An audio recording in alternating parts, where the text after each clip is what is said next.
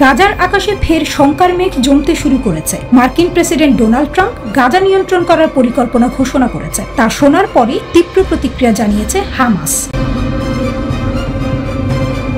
তাদের বক্তব্য স্পষ্ট, গাজার জনগণ এই পরিকল্পনা কখনোই বাস্তবায়ন করতে দেবে না।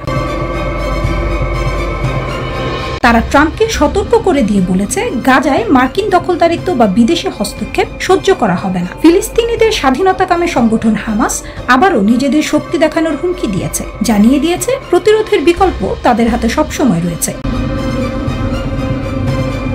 হামাসের সিনিয়র কর্মকর্তা সামি আবু জুহরি বলেছেন, ট্রাম্পের মন্তব্য মধ্যপ্রাচ্যে আরও বিশৃঙ্খলা সৃষ্টি করবে। তার মতে, গাজার জনগণকে এই বেআইনি পরিকল্পনা মানতে বাধ্য করা হলে তারা প্রতিরোধ করবে।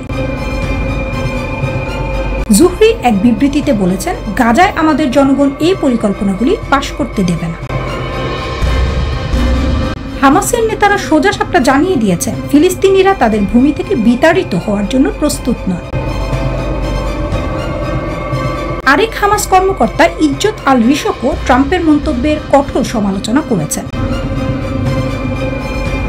তিনি বলেন, গাজার বাসিন্দারা 15 মাসের বেশি সময় ধরে নির্বাসনের পরিকল্পনাগুলো ব্যর্থ করেছে। তারা তাদের ভূমিতে অবিচলিত এবং এমন কোনো পরিকল্পনা তারা গ্রহণ করবে না যা তাদের মাতৃভূমি থেকে উৎখাত করবে।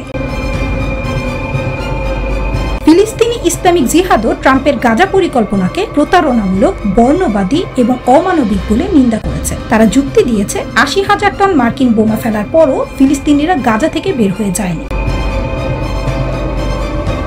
ফিলিস্তিনি ইসলামিক জিহাদ জানিয়েছে, ট্রাম্প মনে করছেন যদি বোমা ও আক্রমণ দিয়ে কিছু করা না যায়, তাহলে এই মিথ্যা ও বর্ণবাদী বিবৃতির মাধ্যমে ফিলিস্তিনিদের দুর্বল করে ফেলা যাবে। কিন্তু তাদের ভুলে গেলে চলবে না, 15 মাস ধরে চলা যুদ্ধ ও বোমা ফেলার পরেও আমরা একটিও পা পিছু হটিনি। ইসলামিক জিহাদের মন্তব্য, ফিলিস্তিনি জনগণের সবসময় প্রতিরোধের বিকল্প ছিল এবং তা এখনো আছে। আমরা 1 শতাব্দী ধরে এই পথে হাঁটছি, ট্রাম্পের আগে এবং তার পরে।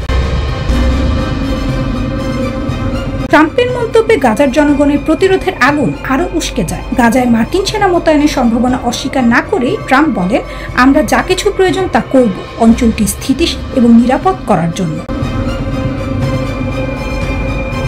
এই উত্তেজনাকর পরিস্থিতিতে হামাসের নেতারা স্পষ্টভাবে জানিয়ে দিয়েছেন, তারা কখনোই গাজার উপর কোনো মার্কিন নিয়ন্ত্রণ মেনে নেবে না।